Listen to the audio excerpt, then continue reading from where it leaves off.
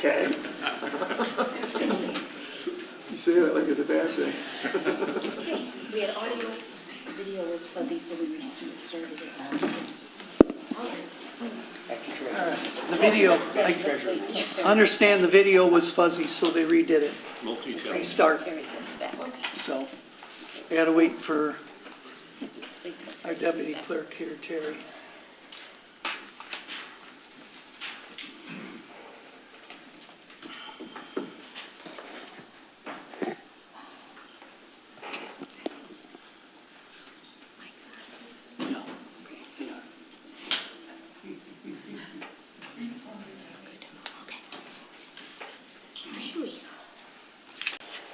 Good job. Thank you, Terry. Thank you, Terry. Well done. All right, I'll call the meeting to order, and we'll stand for the Pledge of Allegiance, please. I pledge allegiance to the flag of the United States of America and to the republic for which it stands, one nation, under God, indivisible, with liberty and justice for all.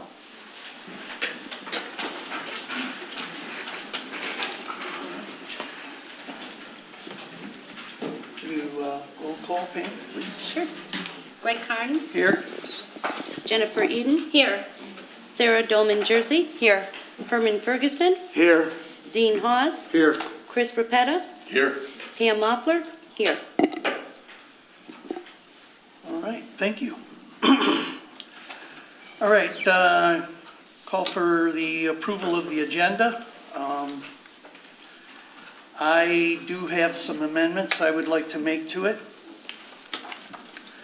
I would like to scratch number 4, and I would like to apologize to the PC board and the township board. That is not the way to have a discussion between the two boards. I would like to change the verbiage on number 5 to discuss the township's current position regarding wind, battery, solar, the ordinances and the master plan. I'd like to bring the board and the residents up to date on where we're at in relation to that. I don't want to change number 6. I want to add number 7. Slow me down if I'm going too fast. You good? Okay. I want to add number 7, the Michigan medical marijuana moratorium. Extend that. Number 8, the extraction moratorium. Extend that. Number 9, accept John Weiss's resignation from the Board of Review.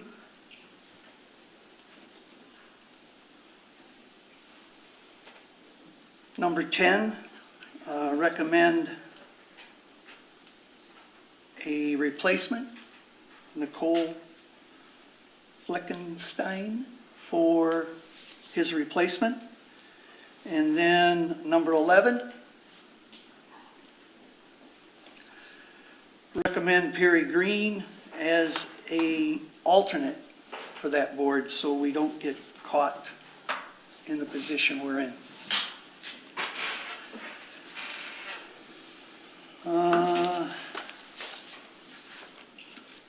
That's it. I'm looking for an approval for that agenda. So move to approve the agenda as amended. That's a lot of changes at the table, half of which I knew nothing about. A lot of this stuff just happened in the last day or two. So I know. And I don't know how we're voting to approve recommended appointments, people I know nothing about. Well, the board of review is really my responsibility. And I feel that these recommendations are excellent recommendations.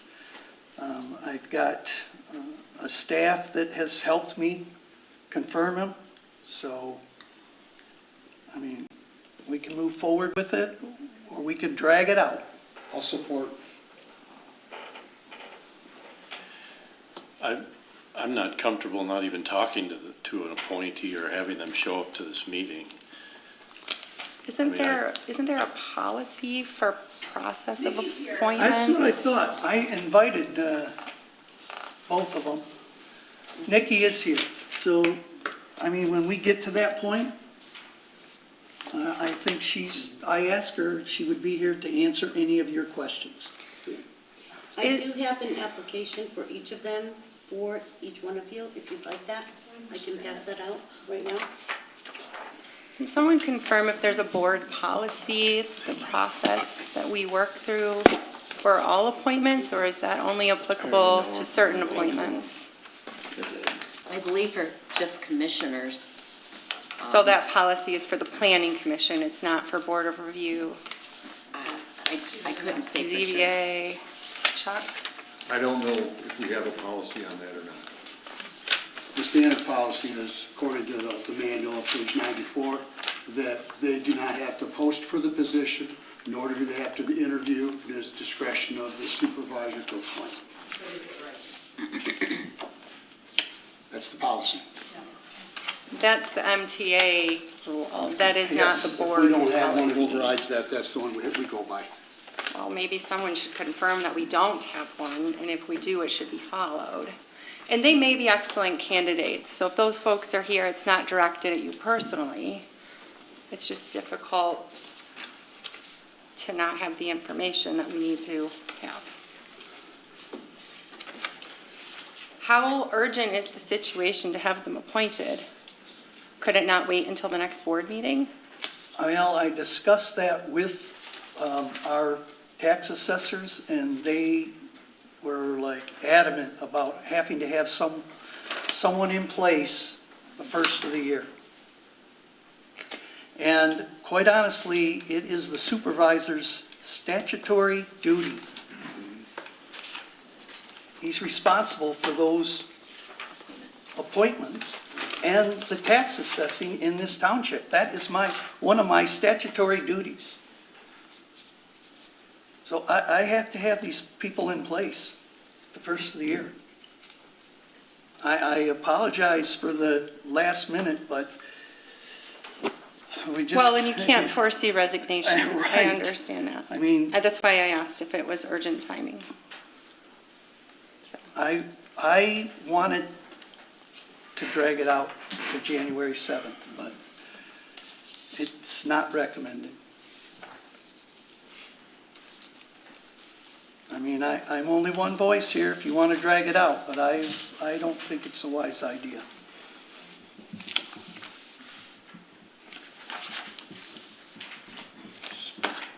I'm less offended by the fact that, well, surprise, of course, is always, especially because I didn't get any notice, but I've been highly criticized for not notifying people. And so this is something that's very offensive.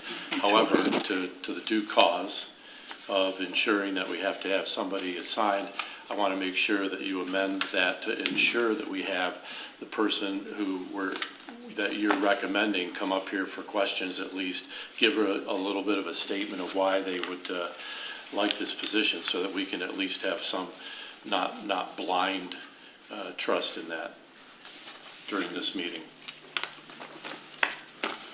Nicole? Here you go. Thank you.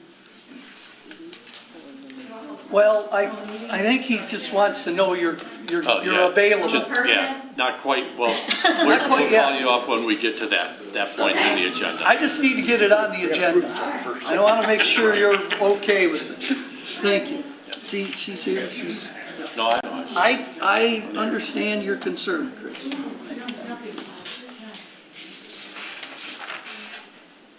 I think you have support for the Yes, I agenda. support it. All in favor? Aye. Aye. Any opposed? All right, the agenda will carry as amended. All right, I'm looking for approval on the consent agenda. The board minutes, the treasurer's report, the clerk's warrant. Make a motion. We have a second? Support. All in favor? Aye. Aye. Any opposed? All right, communications.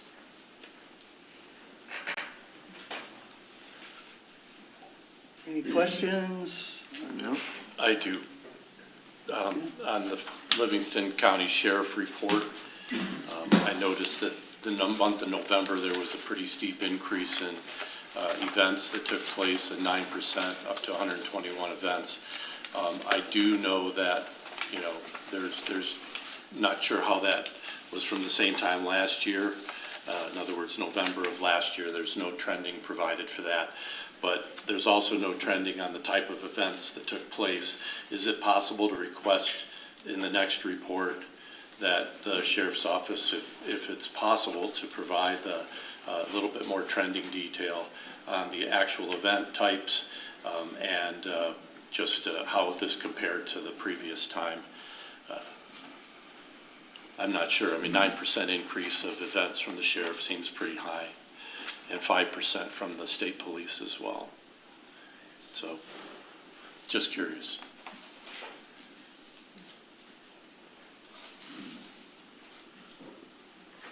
All right. We can talk to the sheriffs about that, right? Thanks. Any other questions or concerns? All right.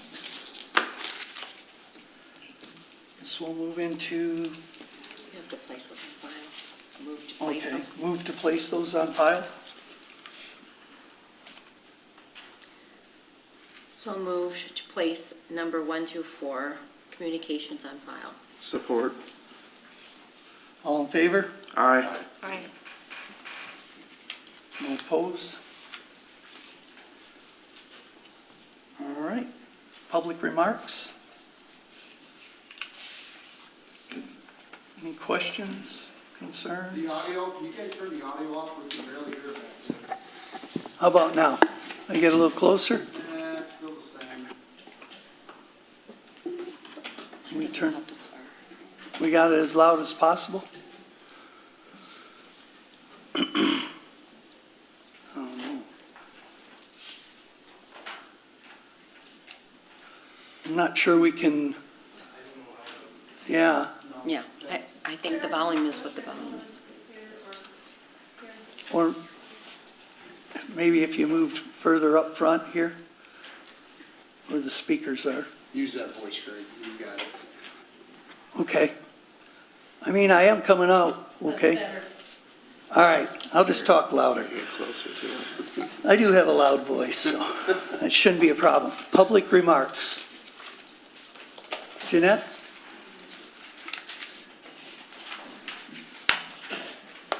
Jeanette Opeta, Tyrone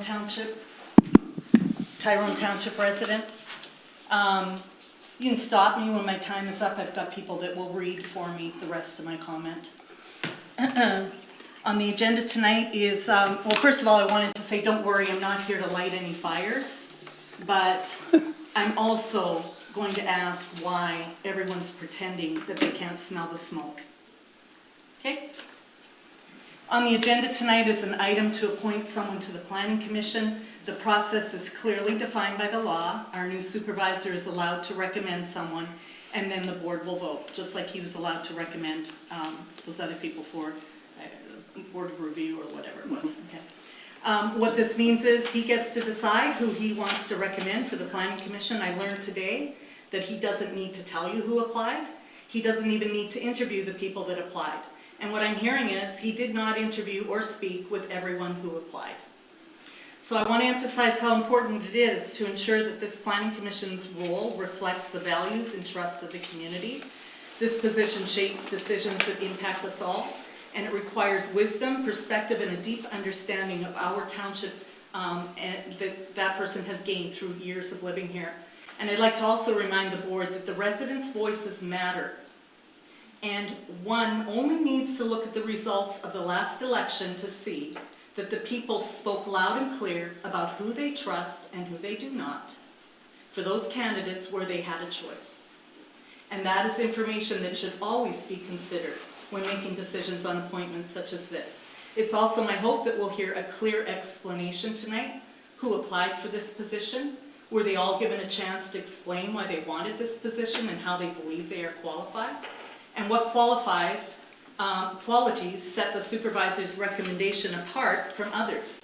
Transparency is key to maintaining public confidence in this process.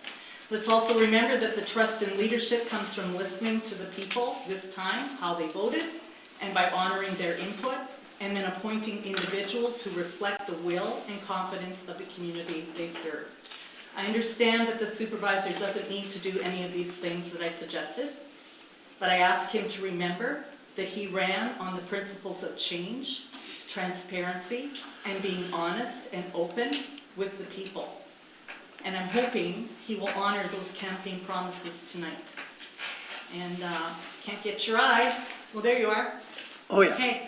I also want to say that I reached out to a board member today that I asked to call me. And I was told that I shouldn't speak. That I should not speak anymore. And that I'm not doing my husband any favors by speaking. I will speak until I'm blue in the face. I will exercise my right to speak. And I highly resent that being told to me. I consider it more intimidation, and just like the last administration.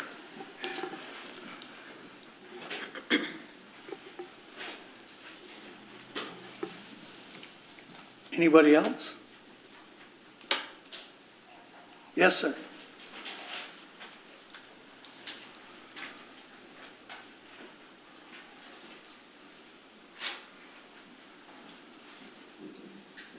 I'll light that fire.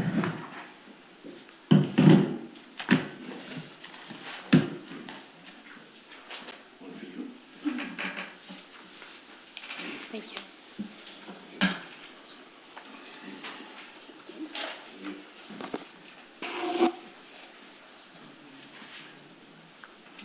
You all should receive a packet, at least the board members that I'm not talking to. Yes. How's this, guys? Tell us who you are.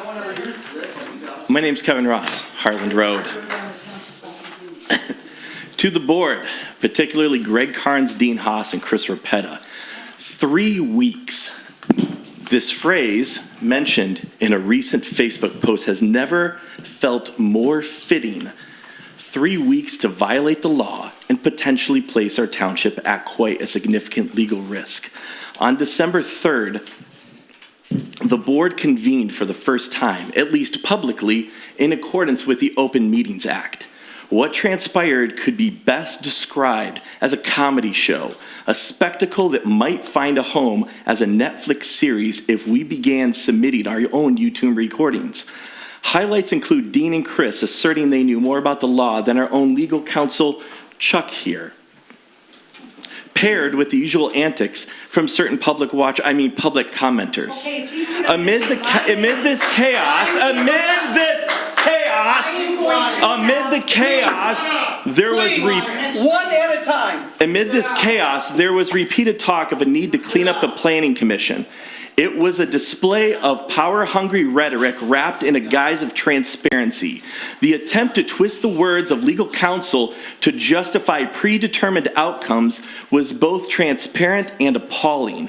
It's fascinating that Dean and Chris have seemingly graduated summa cum laude from the Facebook School of Law, where facts are optional and confidence is all you need to rewrite decades of legislation. Clearly, there are ulterior motives at play. Fast forward to December 10th, when the Planning Commission held its regularly scheduled meeting. After the meeting adjourned, one Greg Carnes approached my associate, Bill Wood, shook his hand, and then shook mine.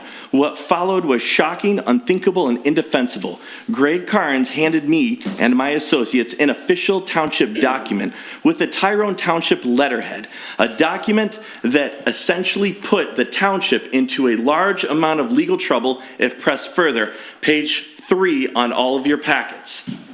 Let's address the contents of this document. First, it falsely claimed my attendance was an issue. The prior board was fully well aware of my health-related excused absences, an entirely separate legal matter I assure you don't want to delve into with me, but you three were well aware about it after you got elected. Beyond that, this document contained outright lies that must be examined. The first lie is the board approved this document. I ask you, Jennifer, I ask you, Pam, Herm, and Sarah, did you see or approve this document? You don't have to answer. OMA says that. If not, this constitutes as the first violation. The second, majority approval claimed by Greg Carnes. Greg Carnes stated that a majority of board members supported this action. Is that true? Where's the documentation? If not, that's the second violation. Direct interference with Planning Commission. On December 3rd, the township's legal counsel, Charles Widmeyer, explicitly and repeatedly stated to the board, specifically you two, repeated to the board that you have no authority to govern the Planning Commission. You may advise us, just as we may advise you. Taking any action beyond that is unlawful. This document violates that boundary, making it your third violation.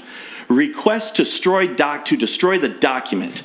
Realizing this error, Greg tried to backpedal hard and later contacted my colleagues asking them to destroy this document. This is a blatant breach of public records law, FOIA retention policies, and general ethical standards, which is the fourth violation. Greg's attempt to sweep his mistake under the rug was so obvious that it would have failed a kindergarten's game of hide and seek. Asking my colleagues to destroy this document, that's the legal equivalent of setting off fireworks in a bank heist. This behavior is reckless and indefensible. I am asking for the resignations of Greg Carnes, Dean Haas, and Chris Rapetta. Additionally, I am also demanding written and verbal public apologies. Thank you for the verbal, Greg. Public apologies, or at least from the board. Public apologies, for myself and my colleagues. This level of carelessness, lack of transparency, and disregard for the law cannot be the standard and will not be the standard for our township. It is a disservice to the community we serve and is an insult to those who came before us. I will set a precedent for this township when it comes to full-on illegal actions. For a group that ran on transparency, you guys sure love backdooring meetings and shredding documents. I guess this transparency means see-through excuses, not actual accountability. Now to you, Greg, when you allow yourself to be manipulated by individuals who believe they know better than our own legal counsel, you lose the ability to think independently and you become their puppet. This is not leadership, it's a clown show. And if there's one thing Greg, Dean, and Chris are consistent about, it's their ability to turn simple governance into a masterclass of how to lose the public's trust in 10 days. And the kicker is, good luck, you did it in 3 weeks. Bravo. Thank you. No, I'm not Sit down. gonna sit Sit down, down. No, Jeanette. I won't. Idiot. Oh, really? Greg, are you gonna stand for that? Just please be quiet. Tell them to be quiet. Any more public comment? Scott? You gonna let them call me idiot?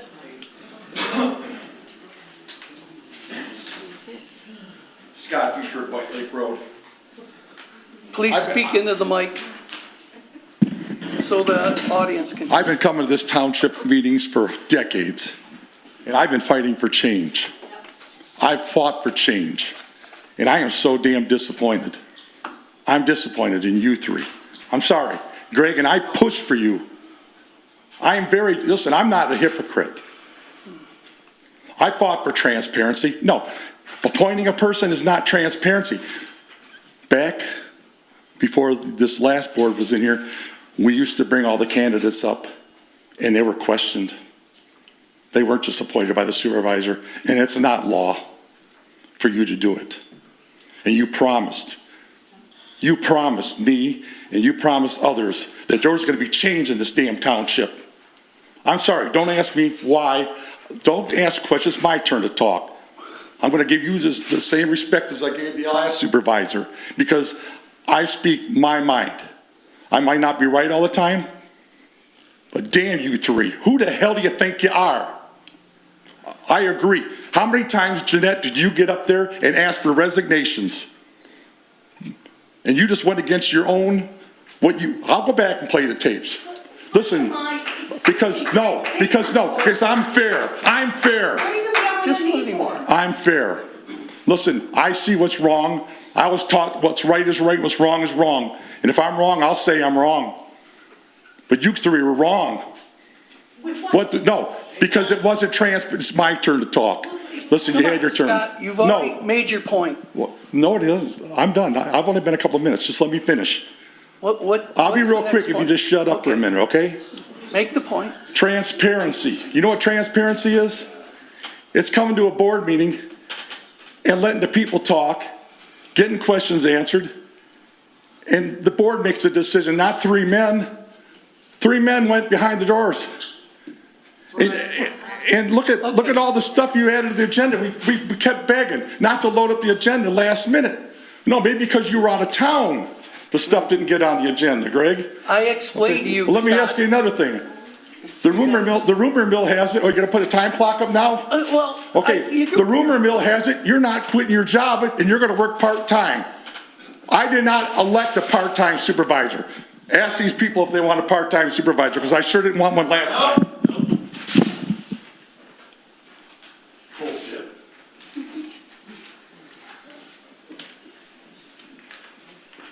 Any other comments? I'd like to respond to the accusations. John?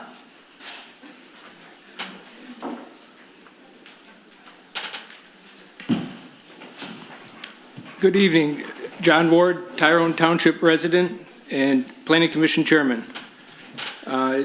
As Kevin mentioned, after the Planning Commission meeting last Tuesday on December 10th, 2024, I received this letter, probably similar to what Kevin included in his packet.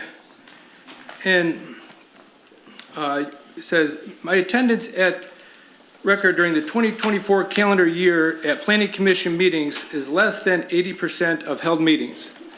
I attended 8 out of 11 regular meetings and 3 out of 3 held subcommittee meetings. So 11 out of 14 meetings. I missed a few. I was on my honeymoon for one, I was on vacation one, and I was sick once. But after that, it says, as a result of this, the township board is charging me with nonfeasance, which is basically saying I didn't do my job. I'm not sure if you're aware of the Planning Commission bylaws, but there is no attendance requirement in there. So I would like to know, what is the validation for this charge?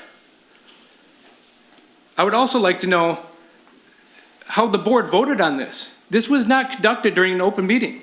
All decisions of the township board are to be conducted at open meeting, public meeting per the Open Meetings Act. Right. Is that correct? Can I ask the attorney if that's correct? Or maybe he can specify that later? Why am I getting yelled at from the crowd? Please be quiet, it's my time to talk. He's yelling. Shush. He's yelling at me. Come on. Tell him to stop. Yes, Stop. somebody needs to talk. Stop. Tell him, Greg. That's ridiculous. Come on, John, finish, please. John, finish, please. I'll finish when I'm ready. Yep. So the township board made this decision. Closed doors, not in a public meeting. The reason why they have the Open Meetings Act, so all the public can see how they voted. It's about accountability to the residents. The accountability. So I want to know how each of you voted on this issue. I'm asking for that, and I'm asking for it in a public meeting. I want to hear from Sarah and Herm and Pam and Greg and Jen and Dean and Chris. I want to know how each of you provided input on this. And what evidence did you review to make this determination? Can you provide that tonight during a public meeting, which you should have? Because you didn't do it in a public meeting, that was illegal. Can you confirm that with the attorney? I will. Did you discuss this with the attorney before you made that decision? I did not. You did not. Did anyone on the board discuss that with the attorney? I didn't even know there was a letter, nor have I seen a copy until tonight. That's another good question. Was anyone on the board unaware that this took place? I don't know. I would ask one of you board members to please ask the attorney to chime in on this. Can you respond, Chuck? Any act by the township board has to be made at a public hearing. Thank you. Public meeting. Can you ask the attorney if he was, During a public meeting. can one of you board members ask the attorney if he discussed this issue at all with any board members? Chuck, have you discussed it with any board members? I've learned of the fact that this has happened over the last couple of days. I've had members of the board call me, talk to me, and yes, so I knew this had happened. I did not know it before it happened.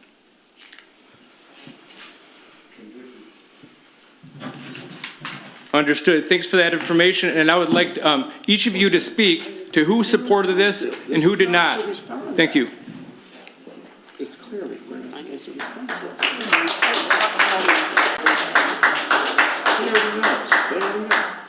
Are there any other public comments?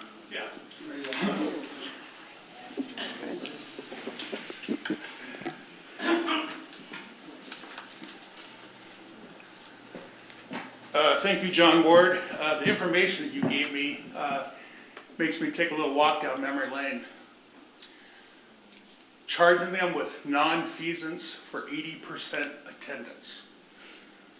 Mr. Supervisor, I can recall your attendance as the ZBA chair, and that's the kettle calling the pot black. You should really take a look at your numbers before you start accusing people of things that you were guilty of. That's hypocrisy, sir. Thank you. You didn't announce who he is? You know who I am. No, nobody knows who you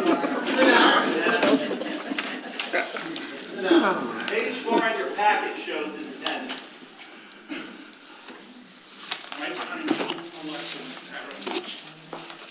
Any other public comment?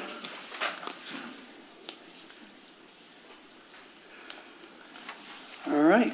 Oh, there's more. Hi, Bill. Bill Wood, Tyrone Township resident. I guess I'm just very disappointed. I've been a resident for 50 years in this township. I probably have dealt with pretty much anybody in here at one point or another. To have my name basically slandered that you are going to get kicked off the township planning commission is just disgusting to me. I am very upset about it. I honestly don't know how to react to it. I like things simple. I thought this was going to be a good transition, that we might get along, the board and the planning commission, but this is just ridiculous what happened to us. We shouldn't have to go through this. When I signed up for this thing, everybody probably knows what I do for a living. I'm 24-hour, 7-day-a-week business person. And I may get a phone call right now and have to leave. So you can ask Mr. Cunningham. When I signed up, I told him I may not make it to every meeting. So that was already out on the table when I took this position. That's all I got to say.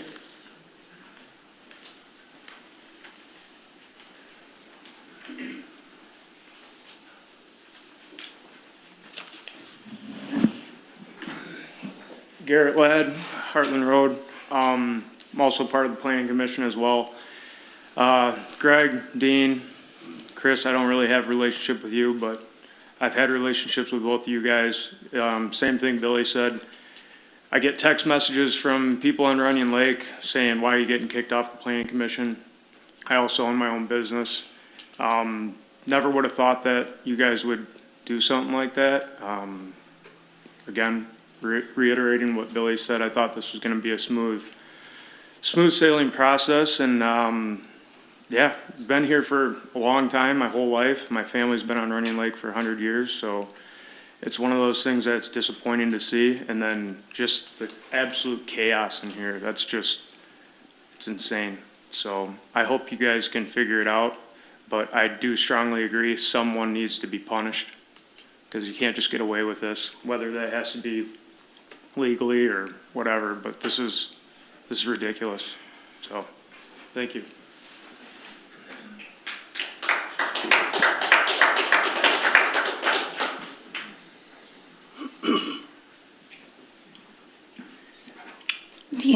Deanna Cipher, Walnut Shores.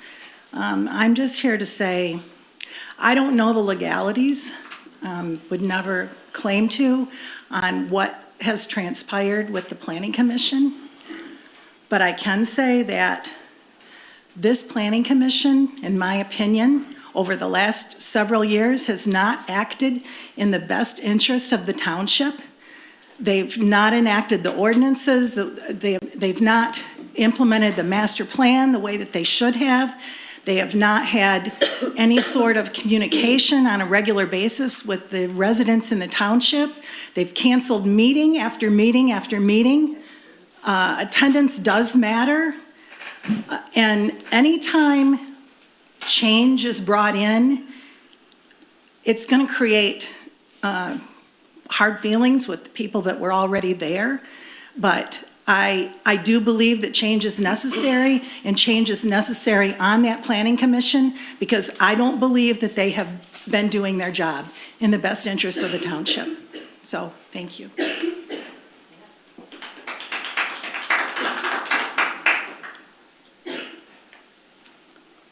Is that it?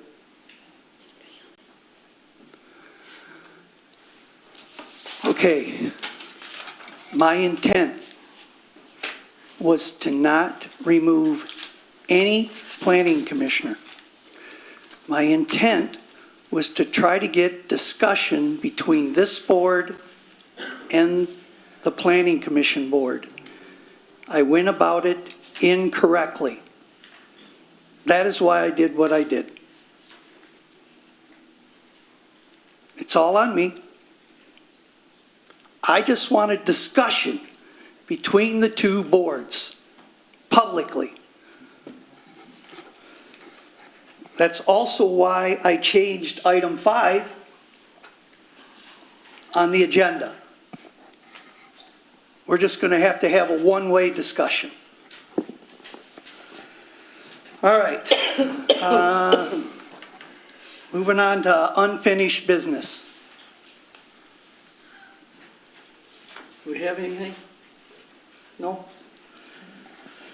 All right, then we'll move right into new business. The authorization to take legal action against property owners for a zoning violation. You've all had a chance to look at that. This has been going on for, I'm looking for my sheet here. This has been going on for quite a while. After many requests, there was a house fire in, just a summary for the residents. There was a house fire on April 6, 2023. It was a total loss and in need of demolition. You can see some of the pictures. There was a partial demolition. Then the owners sold the property to another owner. And the demolition is still not complete. It's actually an extremely, it's a safety hazard. I mean, kids could easily play and get hurt in that area. We've been going back and forth with the current owners. We had Chuck send them a letter, and we never heard, no response. So I mean, the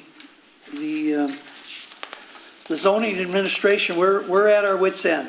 So I think we only have one more choice, and that's for to take legal action. So I'm looking for approval from the board to do that. I have a question for Chuck. What do you recommend, Chuck? Legal action? Legal action. Okay. That's the only way you're going to at least move the ball a little bit. But if I can give you a little bit of background, just based on my experience prosecuting these violations of the beautification ordinance, is that we can bring an action against them. We can get a judgment against them. Then to get them to do what the judgment tells them to do is another problem. In our system, we may go back to court several times in front of the judge, asking that the judge find the individuals in contempt for failure to follow through with the court order. And it takes quite some time. But even if there is action by the court, the bottom line is if the people don't have the money to do what needs to be done, it's not going to get done. We have a judgment out against another property in the township. There's a partially caved-in building. I think it's on Old 23 somewhere. Yes. The judge gave that owner ample time to either demolish the structure and remove the debris or to rehabilitate it. And when I say rehabilitate it, that means they have to do it with the approval of the county building department.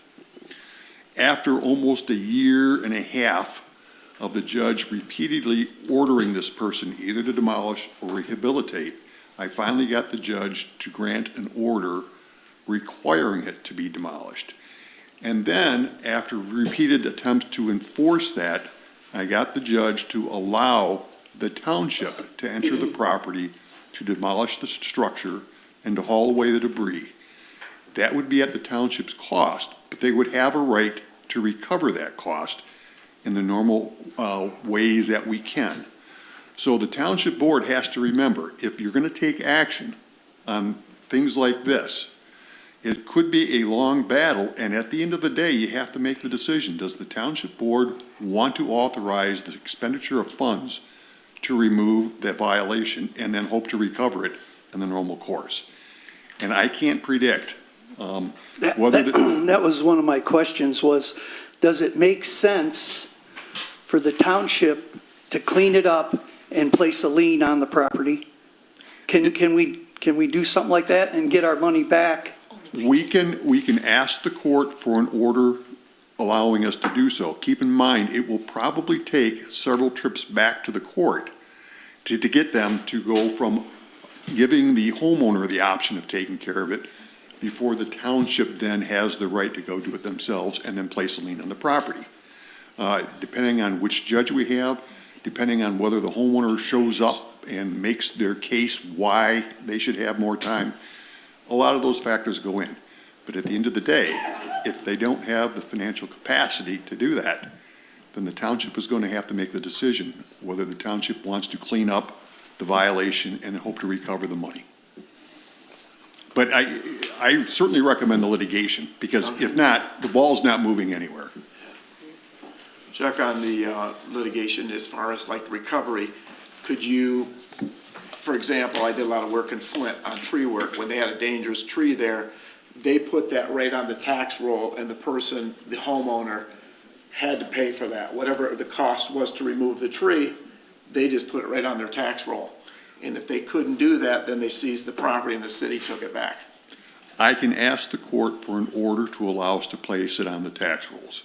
But you know what the process is to foreclose on tax. That's another several-year process potentially. But nonetheless, you can get the site cleaned up, and then it's just a question of attempting to collect. I make a motion. Support. All in favor? Aye. Any opposed? All right. Well, Chuck, I don't think I said aye, so I'm just adding that for the record. I have the sufficient information to draft the complaint Yeah. and get it filed. So if the township board is authorizing me to do so, I'll prepare the complaint, I'll get it filed. All right, Great, thank you. all right, thank you. All right, item 2, discuss a possible board meeting format modification, and that was, the board is, some of the board members have asked about having more public comment in between each item on the agenda. I went to MTA training, Michigan Township, and it's really not recommended to function as the business. We really need to keep it, that portion of the meeting to a minimum with public. But I've also added number 6 on this, which is where we'll discuss having a different format meeting where there'll be more discussion opportunity between the board and the residents. So my recommendation there is to not change the current business format we have. But I'm open for discussion with any of you board members. Who brought it up to you to add more between every option? I mean, you have the public right at the beginning, and you have it at the end. I mean, they could look through here and see, and I understand that stuff happens, but I like the idea that you're doing this so we can answer back. I also attended that Michigan thing today, Sarah and I did, and we are not to respond back.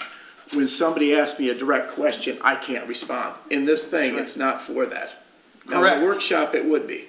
Correct. It's against the law to respond back? It's not, it's highly it's in the Michigan Township Association not to respond back. This is just for board thing, that's it. So it's a recommendation?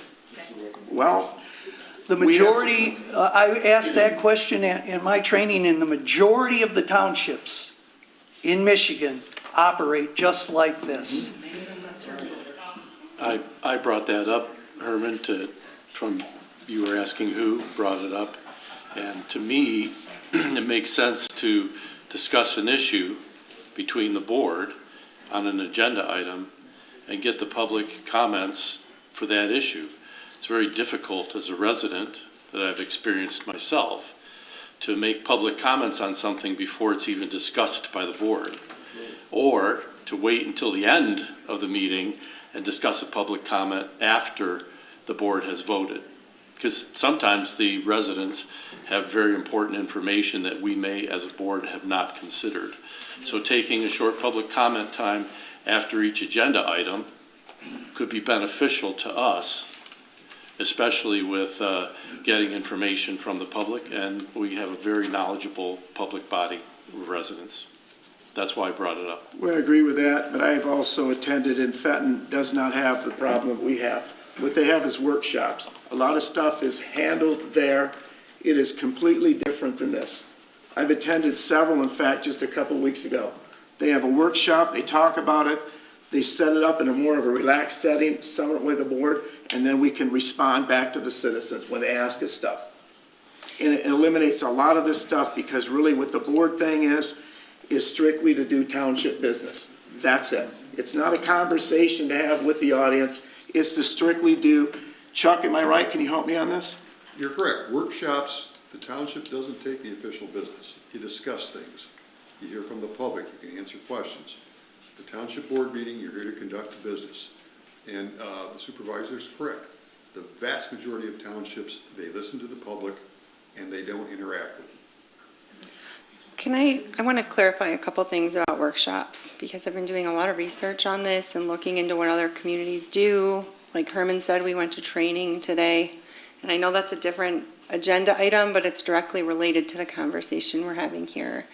So my understanding is that workshops or a work session is not just a back and forth conversation with the residents. It still has structure where you call the meeting to order, there's a public comment, the meeting gets adjourned. And so it's not just like a town hall where we're all having conversations about issues.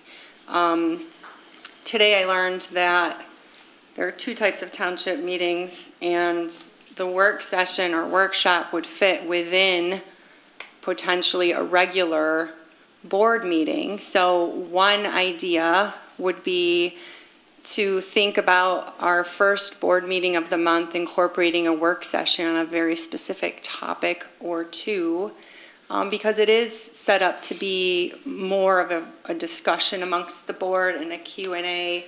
It's not meant to be something that is voted on in that moment. So for public engagement, if we were willing to have those larger discussions as a board during a work session, when that is adjourned going forward, it wouldn't move from work session to board agenda until it's ready to be voted on. So there's a window of time for the public and the residents to bring feedback to the board, whether that's through email, phone calls, or in-person meetings. But it's an open discussion amongst the board during the work session. I feel like maybe that's a way to build that engagement piece in a little more effectively, because really the board meeting has to be to conduct board business. It is the only opportunity that the seven of us have to meet together and get through the business that we have to conduct. So if we can incorporate that work session somehow, I just think it would improve efficiency. Well, let me be clear just to clarify, because it seems as though you interpreted what I said to have open discussion, dialogue back and forth with the residents before. What I'm suggesting is to split our comment time so that the residents have a chance to provide comments after each agenda item. I've also recommended in the past, where the last board meeting and got voted down, to add to the agenda the workshopping. So I'm absolutely all for workshops, without question. So I just want to make sure it's clear that I'm not opposed to workshops, and I look forward to that part of the discussion. But for here, I was simply looking at the idea of having public comments that are relevant to the agenda item, so that the public has a chance to comment after they hear our discussion, but before we vote. That was as simple as it was. And I just want to make sure we're clear on that. I appreciate that. I heard other comments about, back and forth with the public, and that's really not what a workshop or work session is. So that was why I commented the way I did. Chuck, do you work with other communities that have workshops? Brighton Township. How does that go? It goes similar to a meeting, but no official business is taken up. The members do have a call to the public, actually a couple of them. There is some interaction between the township board members and the public as they're making their comments. Not extensive, but it happens. But I will say that Brighton Township has more stuff going on than Tyrone Township.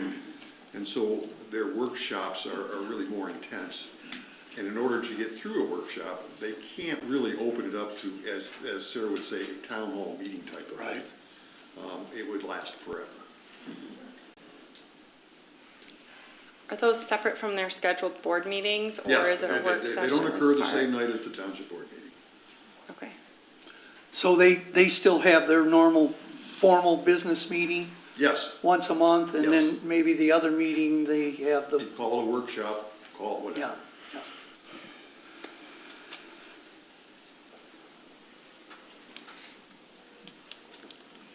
Any more discussion on number 2?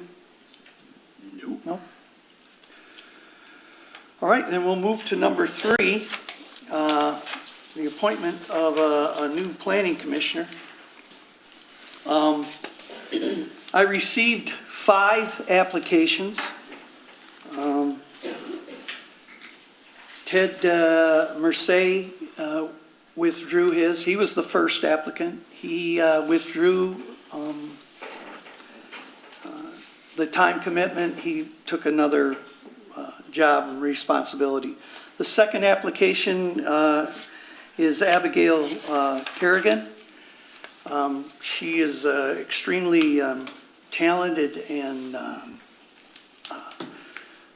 go get her done girl. She's currently working on stuff with the Livingston County Planning Department.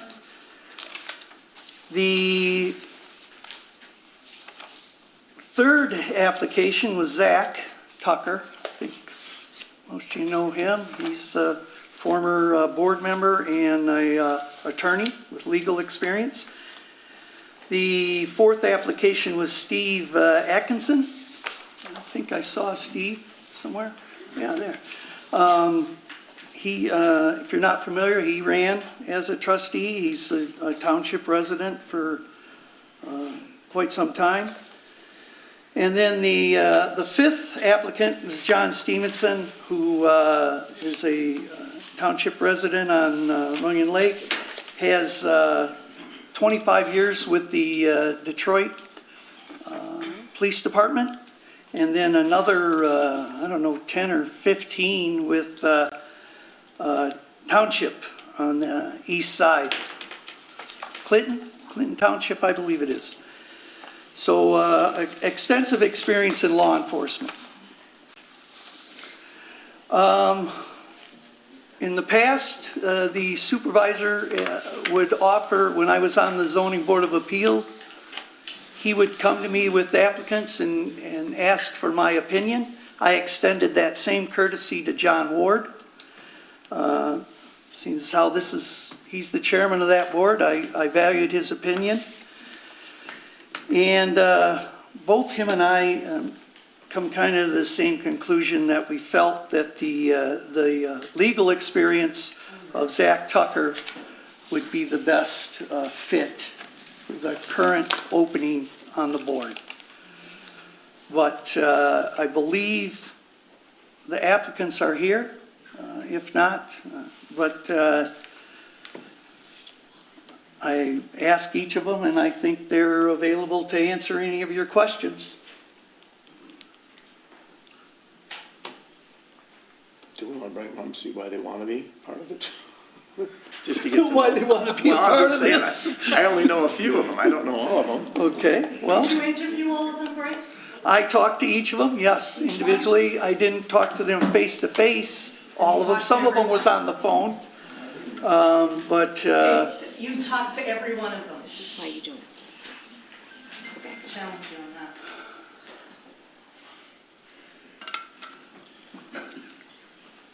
so do you have any questions of any of them? I don't have any questions. I'm ready to make a motion. I have some questions. Okay. I just would, like to clarify, because you didn't have a discussion with John Stevenson. So we, just for the record, according to John. But I'd like to ask, if Zach Tucker's your pick, I'd like to ask a few questions. Sure. Good evening. Happy to answer any questions you might have. Hi, Zach. So what, with regard to your slot on the township board and not winning the election, the people seem to have spoken pretty loudly for change, right? And so what do you believe would qualify you then to have this reward of a planning commission position with the planning commission, even though the public didn't have the confidence to reelect you as a township board trustee? I guess I'm not sure that I necessarily agree with your characterization of the circumstances. That being said,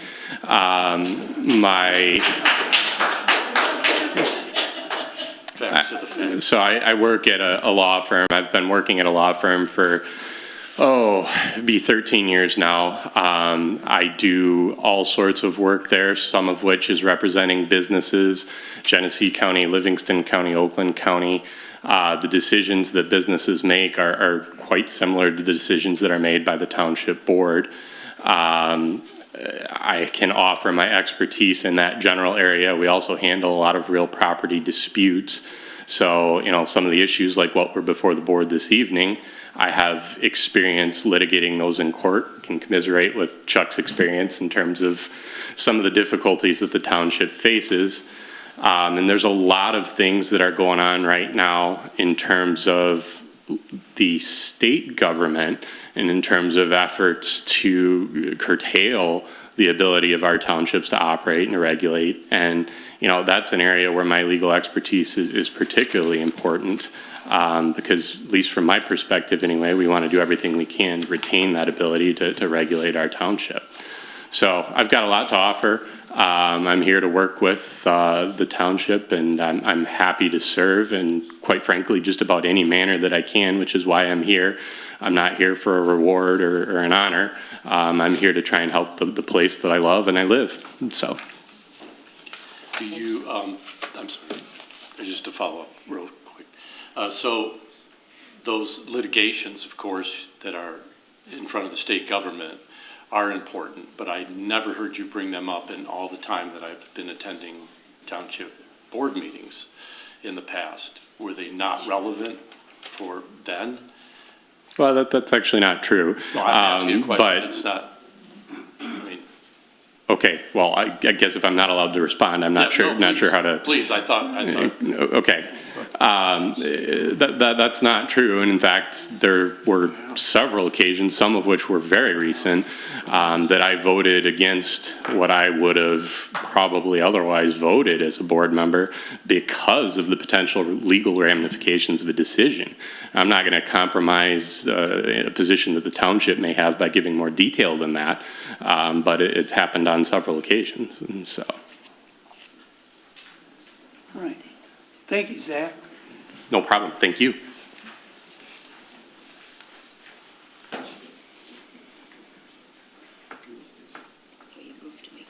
All right. Looking for a motion to make my recommendation of Zach Tucker. So moved. I'll second. All in favor? Aye. All opposed? No. All right, Zach, thank you. Thank you. All right. My amended agenda, discuss the townships. I apologize, before moving off that one, there is a document in the meeting packet called the Planning Commission 3-year term, and it looks like they did insert my name, but it's got information not relevant to me on the dates. So if that could be corrected, if it's an official document, that needs to be corrected. That was already corrected. That was just so that we all understood the term limits and how they're staggered. So it had been removed, but it was done after this packet. Okay.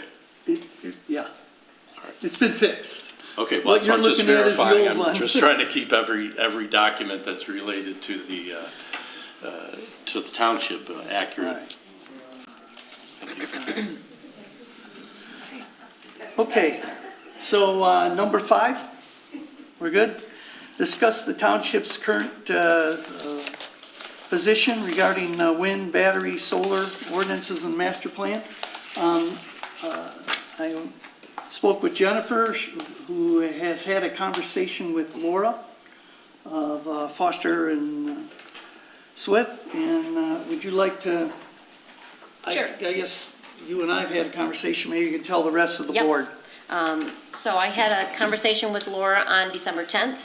I had asked her originally why, when we did the master plan, why we wouldn't have incorporated the solar, wind, and battery. And she said that it was not necessary.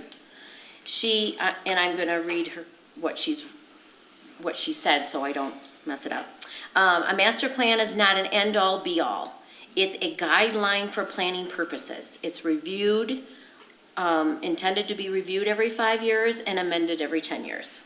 It is not going to hurt you if the wind, battery, and solar are not in the master plan. In fact, many communities just added the new ordinances because of the new state laws that were passed in October. And they do not have them in their master plans. Our ordinance and defined overlay map is what protects the township and will be upheld in court. Right now, the law defines the utility, solar, scale solar, wind and energy facilities are not, and they're out of our hands. That's why, the 80 townships went together and joined on that appeal with them. She advised that we sit tight and see how the appeal plays out. And her question was to the board, why would you want to spend more money on something when we have no control over it right now? And that means amending. Why would we ask to amend that when we've already finished that process and it's out of our hands? So until that goes through the appeal process, and if we win that and get that control back,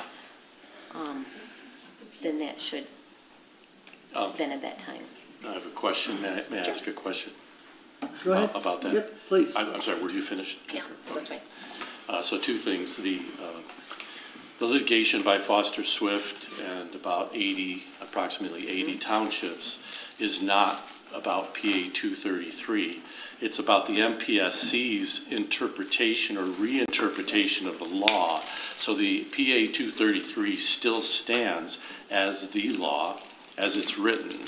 So the challenge is not to the law, it's the MPSC's interpretation of the law, which is quite different. So it doesn't protect us from the law being executed in that sense. It doesn't stop applicants from applying under the PA 233. It simply is challenging MPSC trying to interpret the law which Foster Swift is suggesting is not lawful for them to do Right, under the. but it also takes it out of our hands. We have no say over a certain, correct me if I'm wrong, Chuck, over a certain acreage, we have no say. The town has no say. They can come to us and ask for it, or they can just go to the state, bypass us altogether. That's correct. That's the power grab by the state. Well, and really, if you have specific questions, we ought to get Laura here. Yeah, absolutely, which we have asked for. The other part of asking the Planning Commission to revisit the ordinances is not about changing or trying to challenge PA 233. It's to tighten up the things that fall outside of PA 233. For example, requiring any applicant to commit to independently verified IEEE 519 code adherence, or the the National Electrical Safety Code 289D and 92D and I'll get the numbers. There are electrical codes that are required by law to be implemented, which not all installers are adhering to after the fact.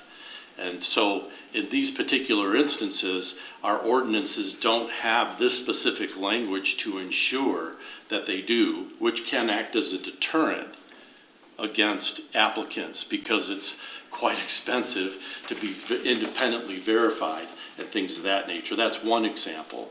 Other examples are being able to, the fact that we have put in our the battery and the wind ordinances today, that we would comply with PA 233 appropriately, but nothing below the mandated PA 233 would be allowed in our township at all. It's completely prohibited.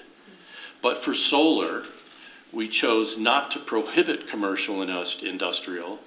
We chose to instead write it so that you could install commercial industrial on, say, 25 acres, 50 acres, below the minimum standard of what PA 233 is requiring from us. And so one of the other things to do is to look at, have the discussion in the planning committee, in the planning commission, to be able to discuss these types of changes. Do we want to prohibit below that, but then tighten up the provision to allow residential, for example? Because residents have the right to put a solar installation on their house for residential purposes. I've considered it myself. So it's these types of things that are not considered mandated in PA 233 that are an important part of rediscussing, at minimum, the solar ordinance, but also looking for other types of ways that we hadn't considered with regard to the other two ordinances to make sure we're as tight as possible in light of these two very important examples. Any thoughts or questions for me? No, with all due respect, the board or the residents wished for us to consult with someone that this is their major, right? Laura, that's what she does. And we did that. The board did that. The previous board did that. And these ordinances were written with her help, with the planning commission's help. Well, with Chris on that board now, I think you can bring that to light with the rest of the members of the commission. So that, I mean, They can definitely have those conversations. yes, yeah, you can be a part of that. It's all we're talking about, is having Yeah. the discussion, That's having the conversation. why I'm glad you're on that board. Hey, Greg, I have a question for Chuck. Do you recommend, Chuck, that we bring Laura in on our January 7th meeting for a question? If you're gonna discuss this matter on that date, absolutely. Or do we wait for the appeal? Like, what do we do? It sounds like you She have, said to wait. Can I say something? Laura, we're in conversation with Laura. Yes. The zoning, we're talking. I just wanted to ask Chuck what Yeah. his recommendation. if you're gonna have specific questions on this. Right. There's a disagreement amongst board members on what the law says. You ought to have your expert here. Yep. This is a cutting edge thing. You need people that deal primarily with that issue. Exactly. Does the board need to take an action in order for the planning commission to discuss these ordinances? What do you mean by does it have to take action? Like, does the board need to necessarily make a motion to approve anything, or can the planning commission simply discuss that this is something of importance? No? We cannot direct. Direct the PC. We Okay, cannot direct. so then I guess I don't understand what we're trying to But you have a liaison from the board, the PC. He's our, Chris is our guy. I understand that. Okay. And so the matter can come to life at the PC through the liaison, if that's what is gonna happen, Exactly. or any of the other members on the PC. Okay. Am I missing something? No, I'm just trying to discuss township business at the board. That's the whole purpose of discussing. That's it. Got it. And that's really what number 5 is about. It really, no, I'm not looking for a resolution or any vote, just a discussion. And in hopes that the next meeting, Chris, as he gets going, will update us on what's going on in the planning commission at every meeting, correct? That's the goal. Thank you.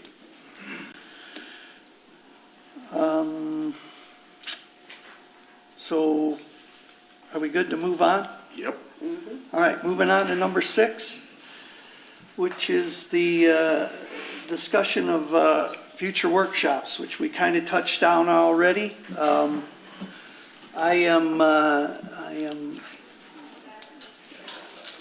Sarah was talking with Pat Lockwood. I haven't confirmed that she can attend. Okay. We were talking with possibly having Pat Lockwood come in, the former mayor of Fenton, to discuss how they ran their workshops. And She's currently a councilwoman she was never a mayor. She was mayor pro tem, but she's Okay, a mayor pro councilman, and she was also a state representative. Okay. Thank you. You're welcome.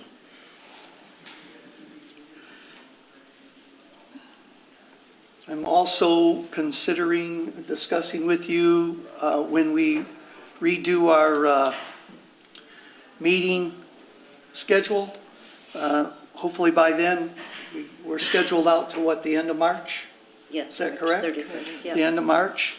Hopefully by April, May, we'll have some kind of a plan where we have our business meeting and our workshop meetings scheduled out where the residents they know which ones to come to be a part of, or which ones to be just in attendance to watch the business happen. Any other questions or discussions in regards to that? So you want to wait till March before we have a workshop? Is that what you're saying?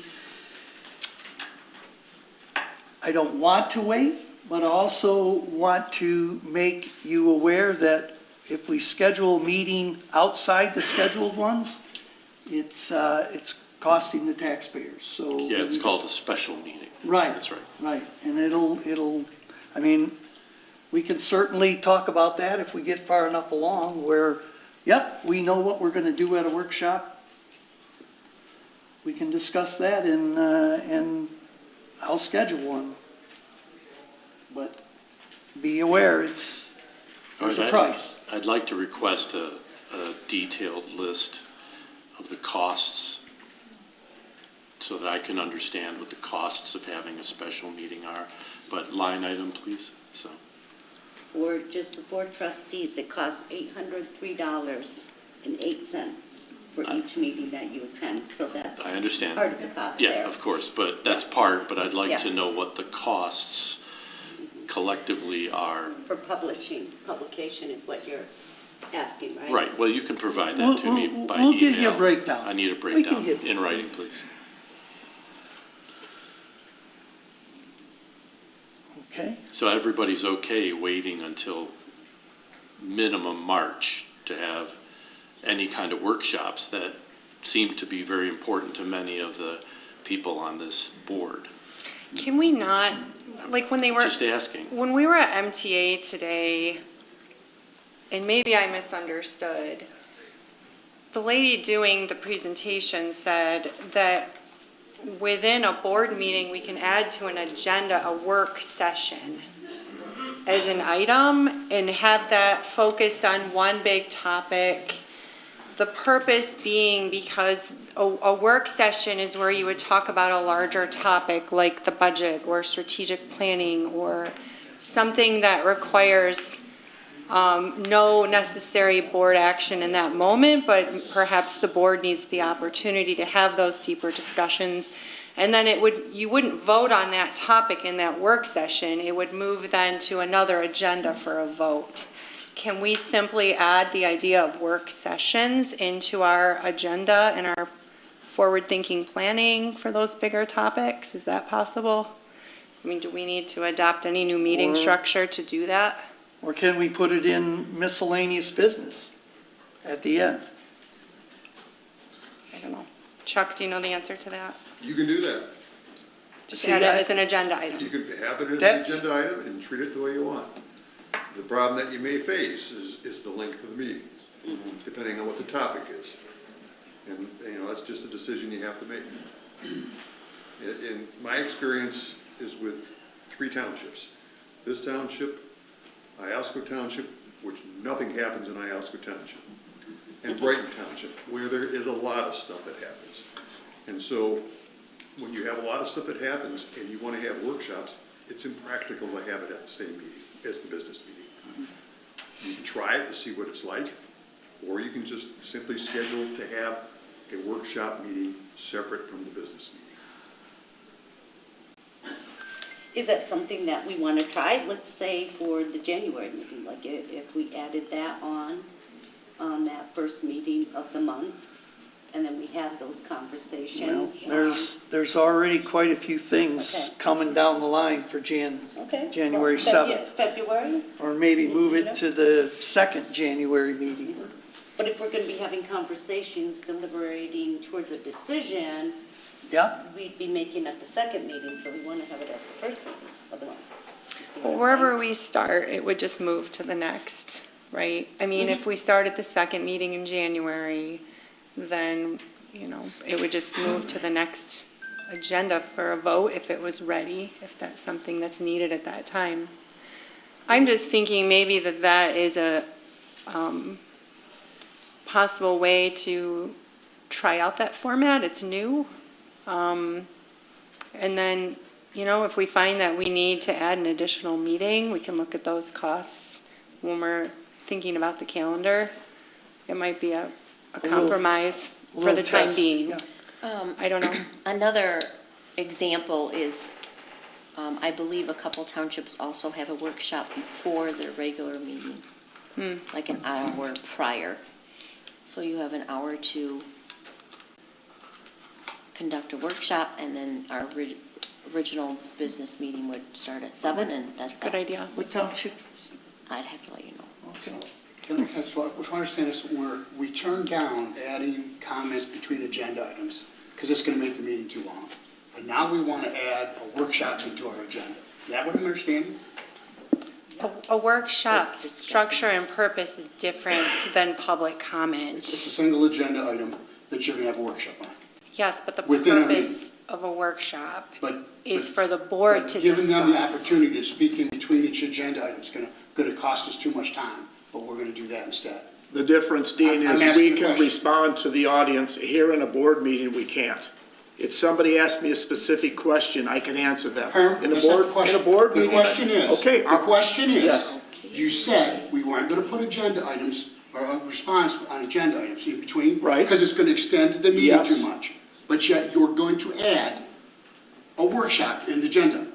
Okay. On our, and that's not going to make it even And the longer. reason is, can I tell you what the reason I'm is? talking about length of the meeting. Okay, but we can't.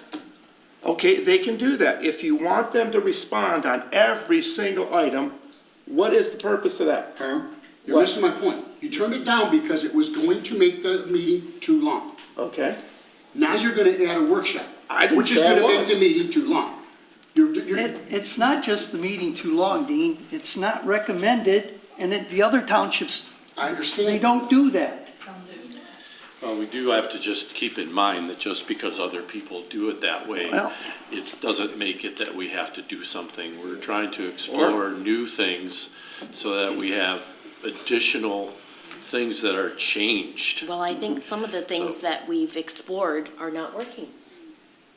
Yep. Well, the other thing, Chris, is we can wait till the end of March to have one. It's either we have one before, if that's what they want to do, or we can wait till May to do it. Sure. So that's the choice. And that's what we're having a discussion. Yep. If we don't want to have a lengthy meeting, then we can wait till April or May to have the first workshop standalone. I also think we need to consider not only cost, but the time. If we're adding meetings to our calendar outside of our 2 regularly scheduled board meetings, that's also asking more of our clerk and our deputy in terms of just minutes and time and being here. So I'm not saying that it's not possible, or even that I have an opinion on that yet. All I'm saying is, there are a lot of pieces to consider. Sure. And we could also drop a box in the back and let the residents decide what they want. Because we do work for them. Can I make a quick comment on that? since you brought it up? Not right now. No. Write it down. Well, you brought it up. All right. So moving on to, We could have more discussion at our next board meeting. yeah, And oh by yeah, then I'll this bring isn't, the information on cost. Sure, and- thank you. yeah, Yep. yeah, the Thanks. cost, maybe we'll have Pat Lockwood here. I mean, this is not going away. We're gonna, and I'm still not saying we can't talk between each one, but this meeting is not really set up for that. All right, number 7, the moratorium on the medical marijuana. It's for an extension. 'cause We're it looking for an expires extension, it expires tomorrow. So this would So- extend it out 6 months to June. A 6-month extension on the medical marijuana moratorium. I'm looking for a motion to extend Before that. we do that, I want to ask Chuck what he thinks of it. If the township is actively reviewing the matter, then you can do that. I can tell you that the planning commission is actively pursuing that, and that they're working on it, Chuck. Let me say this about moratoriums. If there are people that don't want to challenge the moratorium, then it's okay. If there are people that want to challenge it, they can do so in court. If the township is actively working on it, and especially if it's a cutting-edge issue in law, then the moratorium's probably going to be found valid. It's when a court thinks that a moratorium is being imposed as a way to keep a use out of the township. So if the township is actively seeking to formulate what it believes is the best policy for the township, then by all means, you can consider enacting the moratorium. But we should be actively looking at the issue. Can John answer on that? Can you give us an update on that, John? Yeah, tomorrow it's on the agenda. And Ross has Laura. I wasn't sure how much I could discuss. I didn't want Yeah, to. we have the attorney lined up via Zoom, and the new, Ross, you still here? And the new planning consultant, who also has experience in MMA. Right. So we're going to be working on it starting tomorrow. Yep. Does that qualify, you think? It sounds like you're working on it. Yeah, Laura, actually, I didn't realize it, but Laura has some pretty extensive experience in the medical marijuana area as well as the green energy, so it's a good thing. I'll make a motion to extend. I have a Support. motion to extend. Support. That should be a resolution. Resolution? Okay, sorry. Resolution to extend, second? Second. All right, all in favor? We have We have to go roll call. Oh, resolution. Sarah Dolman, Jersey. Yes. Herman Ferguson. Yes. Greg Carnes. Yes? Jennifer Eden. Yes. Dean Haas. Yes. Chris Rapetta. Yes. Pam Moffler. Yes.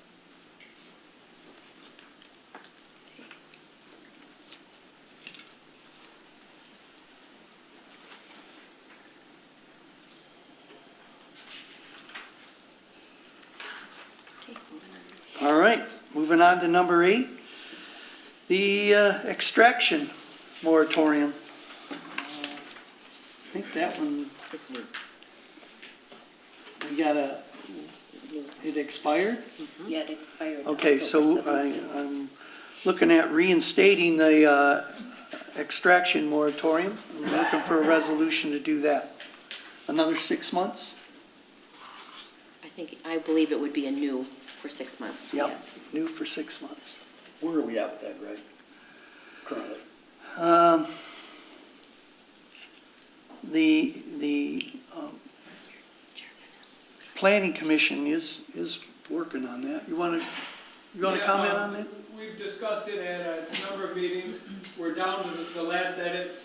Ross, the planning commission at the last meeting gave Ross direction to schedule the public hearing. We'll hold the public hearing and most likely take action on it after that. So getting close. So It's been discussed, it's been discussed at every meeting since we started working on it. So again, it's a moratorium that we can show. That you're actively working on. We are actively working on it, correct. So, we have a resolution? Resolve. Second.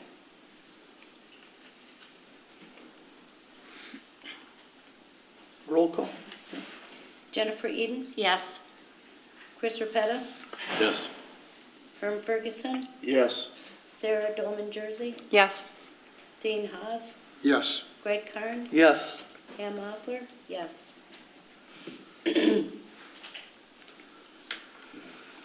All right, item number 9, acceptance of the resignation of John Weiss. John served on the Board of Review for over 35 years. I don't know if he's here or not, but thank you, John, for your public service.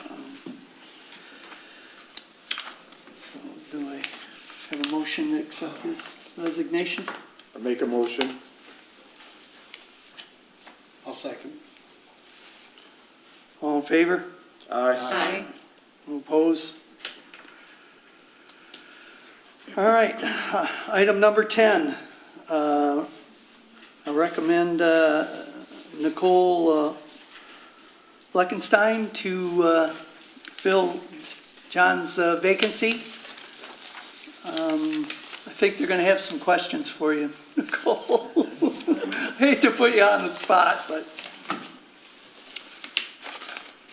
I kind of got put on the spot. Can you tell this new board a little bit of your back experience with the township? Yeah, I have worked in the zoning department, a couple different capacities.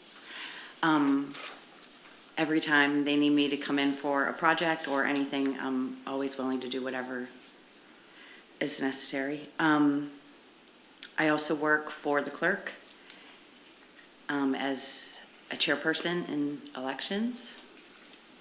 Again, whatever capacity the township needs me to work in.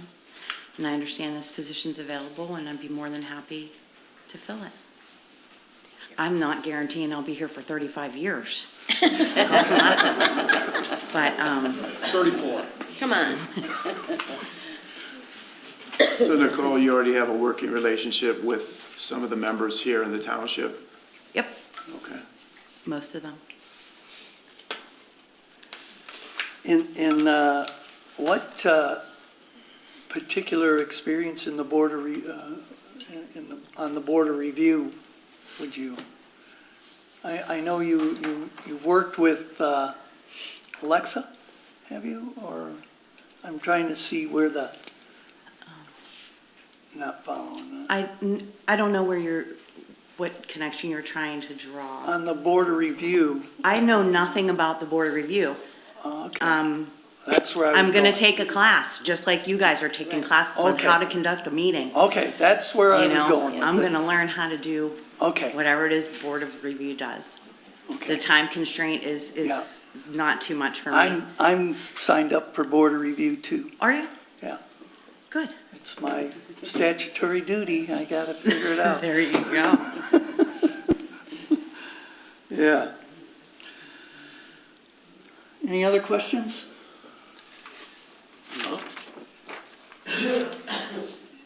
No, that was what I was looking for, just to get an orientation to what your background was and your involvement with the township up to this point. I think No, I'm happy to that's helpful.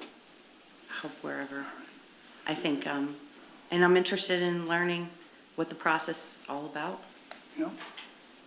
All right. And being able to explain it to other people, because to me, it's just kind of a mystery right now. All right. Thank you. Nikki's great at that. She really stepped up to the plate and helped out our township with the 9 days of early voting. Committed to doing that and the additional training.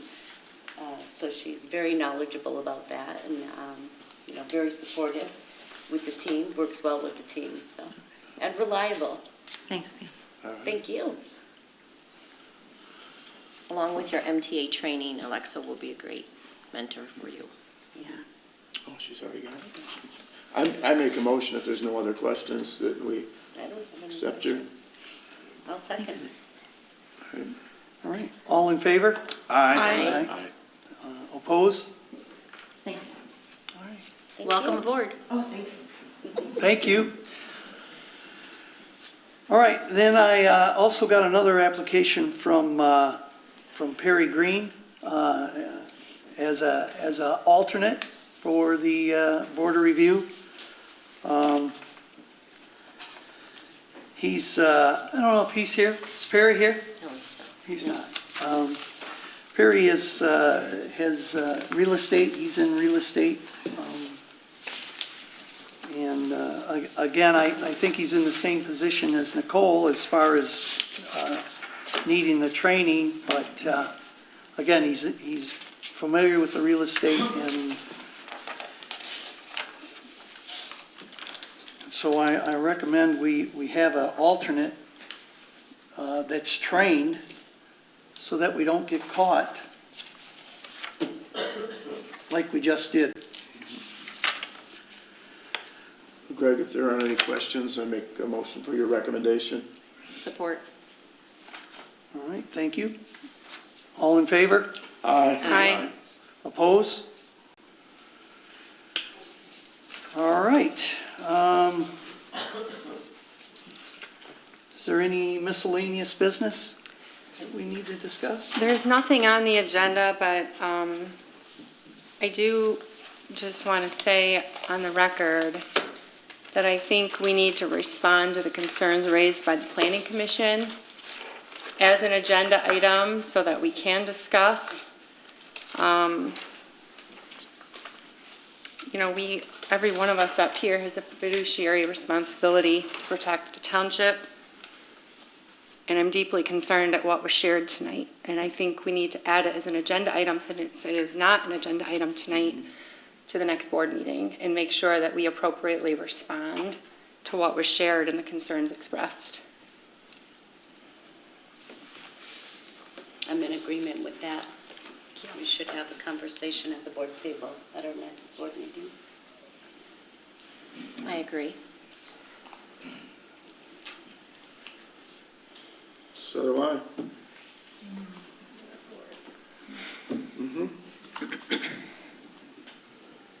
So you're going to put that on the agenda for Yes. next? Okay, Thank you. it's fine. There's,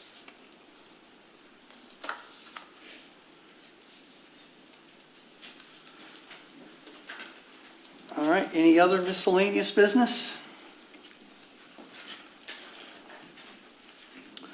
All right, public, yeah, Scott?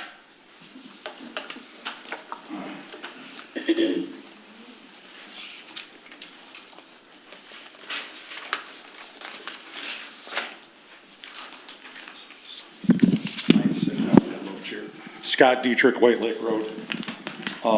Zach Tucker was a good choice, although in the future, I want to get back to the board selecting the applicants, where the public can have the applicants all come up and state their reputations on the line, then you guys can vote on them. I'd like to have something put on the agenda next meeting. I want the deputy supervisor. I think you guys budgeted for that in the last budget. I'm not sure if you did, but I'd like to have that taken off, because I think I elected a full-time supervisor. The public remarks that you were talking about, Chris and I and Jeanette fought for, and Greg, you said you were going to respond to it. We can't keep loading these agendas up with 2 hours worth of agendas to respond to. Even the call to the public, you want me to rush, but I'm responding to 11 if I want to respond to them. We have to police our township, because some of the planning commission members don't even go out. I mean, we've caught them doing that. And the applicant will come in here. Sure, we got everything on the agenda, we have the packet, but they start talking and things come out. And then we know things that, even though we can't get it out in the public remarks in the beginning, they'll say it during the meeting. And then, oh, wow, that's a gotcha moment. It's not that I'm picking on them. It's just that we see it sometimes, the planning commission doesn't see it. So yes, we do need to respond. We don't need 11 items on the agenda, 4 or 5. Some of us might just come up. There's not that many people in most of these meetings. We might get up in as many times. Basically, this will work more on the planning commission than the board, because this stuff will all be worked out when the applicant comes in to the planning commission. So by the time it gets to you guys, it should be pretty well ironed out anyway. Okay. Chuck, I want to know one thing. You've done a really good job for our township, and I hope you represent the people. And, you know, how can we hold our people that work in the office here accountable if people up here aren't accountable? I mean, I try to hold people, you know, if you see me up in meetings, I mean, I'm very diligent on coming to meetings. And I can't sit there and say people in the office are doing things that I don't believe they should be doing. when we got board members doing it. Did these guys break the law? That's what I think the planning commission was trying to get out of. Who voted for this? Was there laws? I mean, it doesn't right. It doesn't smell right. I mean, there's 7 people up here. You're supposed to be discussing it, not 3 guys in a back room. And it just disappoints me. It highly disappoints me. I mean, that's not what I expected. That's not what I was promised. I mean, come on, guys. I mean, I want to respect all of you. You know, I'll work with any one of you. I don't want to chew your butts out, but if I get wrong, if you chew me out, if I got to come in, I got to come in, okay? I've been down that road. I've been in trouble. But I mean, we're a community. We're trying to build something here. We're trying to make it better. So like I said, I don't know what's going to happen, but what if we get sued? Do these guys have a lawsuit? The townships, I mean, the people in the townships got to pay for it. We're not responsible. We weren't the ones that went in the back room and did this. It wasn't done properly. Do you understand how we feel? But anyways, like I said, I don't know what's going to happen, but things got to change. We were promised change, more transparency, and having workshops is fine. But you do have, we don't need to have this many agenda items. And hey, planning commission, at least the planning commission, I know these guys, John works really good with the people. And John has reached out, let people speak in between, I mean, on important issues. So I think, you know, we don't need a lot of it, but there's some things we do come up with that do help you guys.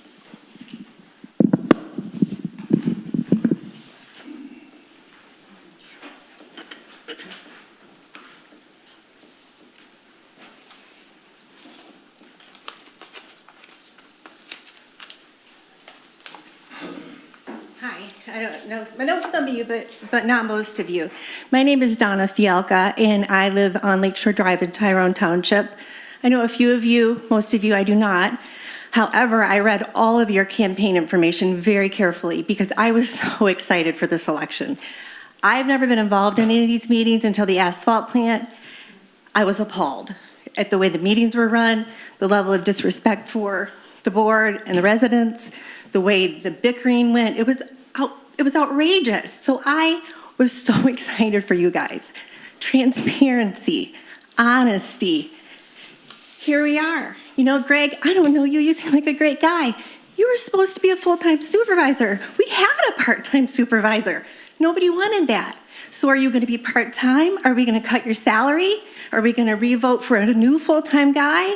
What are we doing here? You guys have opened us up to a huge lawsuit, and there are people consulting attorneys now.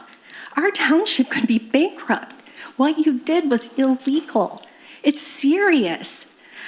I don't want to see that for our township. I don't think any of you do. But the transparency, you can't just say it and then not mean it. So as a resident who has never been involved in politics, I'm concerned. I'm upset because I feel like we got more of the same. We jumped from the frying pan, now we're in the fire. And what are we gonna do? We got people consulting attorneys because what you did was illegal. I'm scared for our community. So I really do hope you guys will all take this serious, know that we are all watching and we want it to be made right, however that is. So thank you for your time.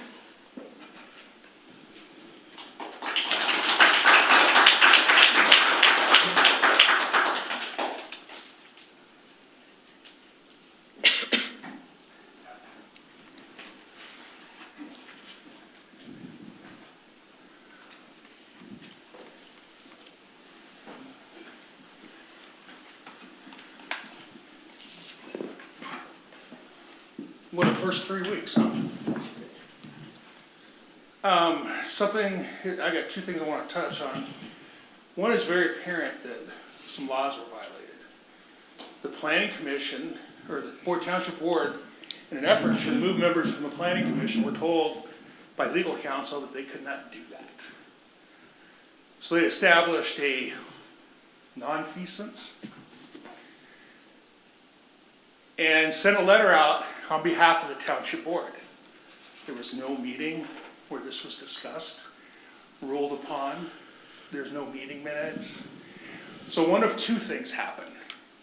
A group of you met independently, violating OMA, the Open Meetings Act, or the supervisor went rogue and decided he was going to violate OMA and act on behalf of the township board.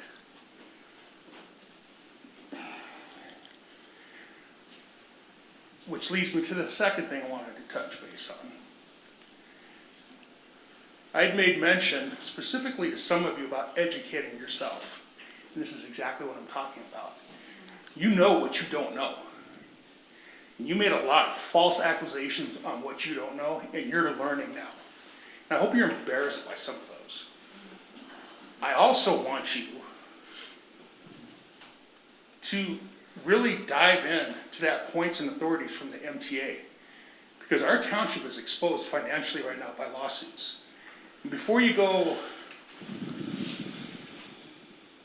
jumping the gun again, educate yourself. Open the book. Go to the MTA conferences. Go to the MTA website. There's lots of valuable tools and resources in there. And the only reason I'm saying this is because I care about this township, and I don't want to see you guys ruin and destroy the general fund that we spent the last 14 plus years building, because there wasn't a general fund when I got here. And you guys, in 3 weeks, have got that exposed. So please, educate yourself. Thank you.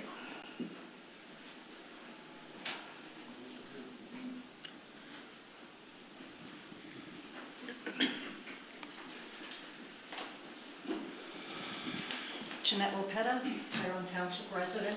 I'd like everyone to know who just spoke. That was Mike Cunningham, previous supervisor. He was not required to say his name. He always insisted that we say our names when we come up here.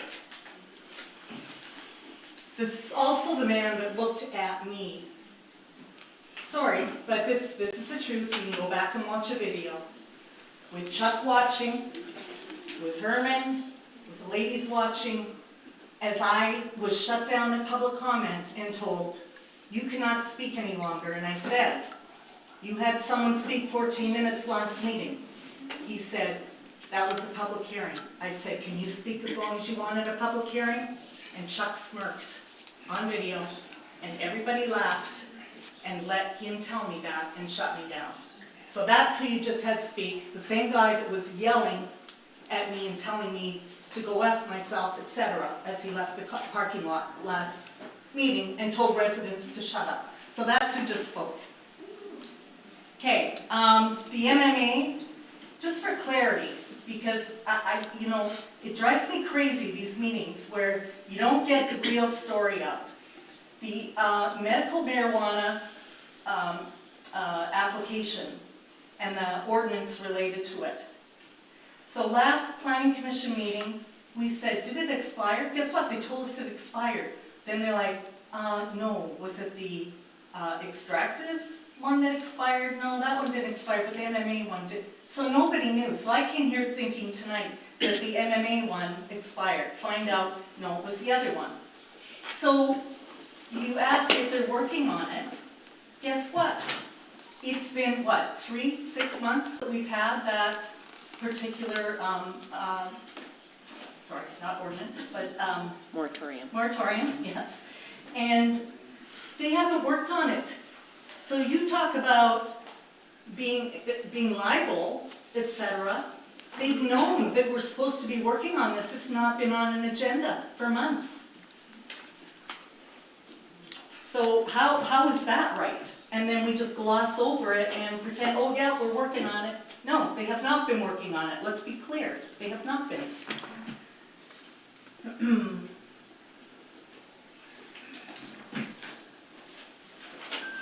Sorry.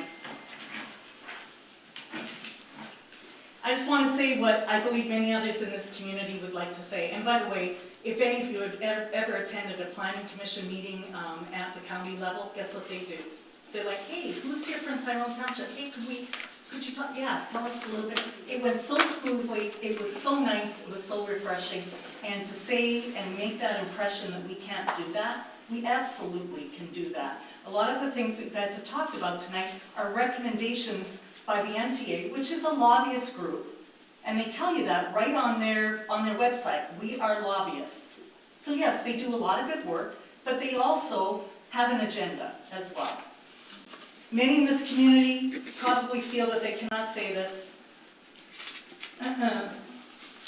The people of this township spoke loudly and clearly during the last election and made their choice, and yet tonight that choice has been disregarded. So the appointment feels like a betrayal of the voters' trust, especially when there were other qualified candidates who could have brought fresh perspectives and a renewed sense of confidence to this role.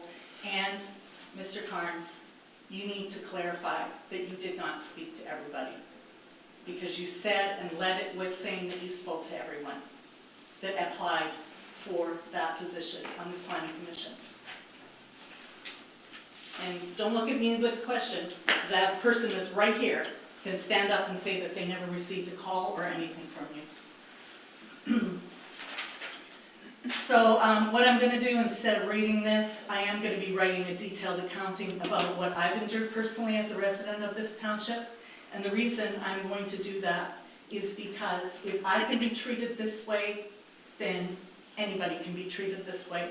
And like the woman that spoke before, yes, we did look forward to change.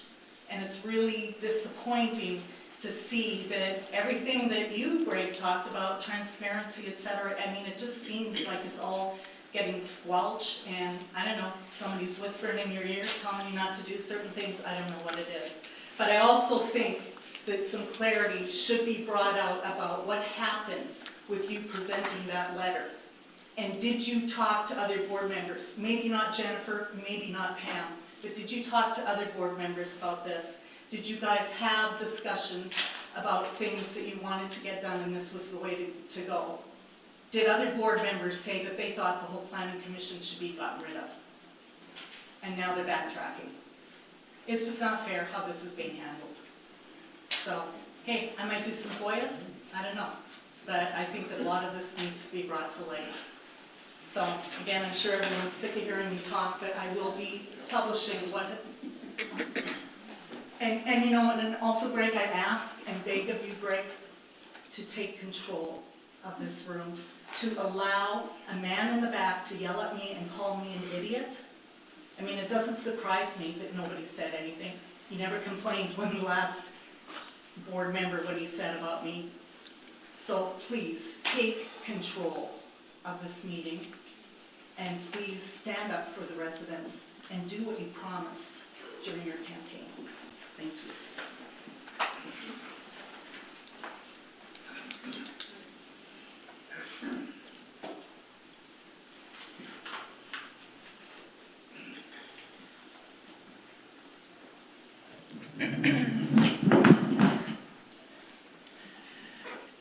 Deanna Cipher, Walnut Shores. I just want to say that I am disappointed that there are 4 new people on the board, and the people out here did vote for new people. And when we have the chance to put somebody on the planning commission, nothing against Zach, but we put somebody back in a spot that has already been here. There's residents out here that worked very hard to elect all of these new people. And I really feel that a new applicant should have been considered instead of same old, same old. So, and I agree with what Jeanette just said about there needs to be some clarity brought to the situation that went on with the Planning Commission, because you know what went on with that. And it needs to be explained. Thank you.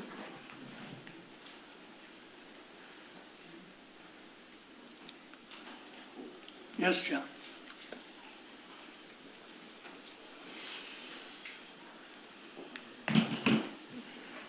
John Ward, Tyrone Township resident, Planning Commission Chairman.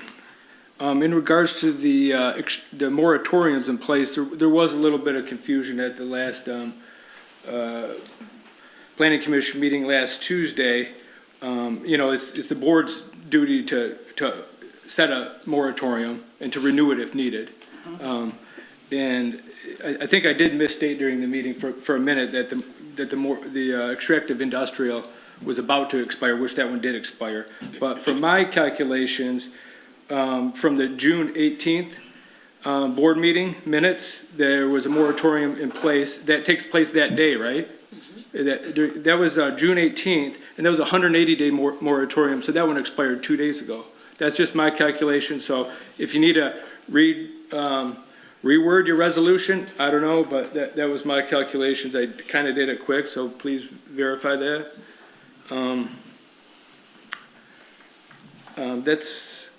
As far as Zach Tucker on the Planning Commission, Greg, you did call me and we discussed that, and I think he's a good appointment. It's very, very important to have a good legal knowledge. You know, we got to know the laws, the Michigan Zoning Act and the Michigan Planning Act. And I don't, someone mentioned before he was a previous applicant. I'm not aware that he was a previous applicant for the Planning Commission. I mean, he was on the board before, but I think that was a good choice, and welcome him to the Planning Commission. Thank you.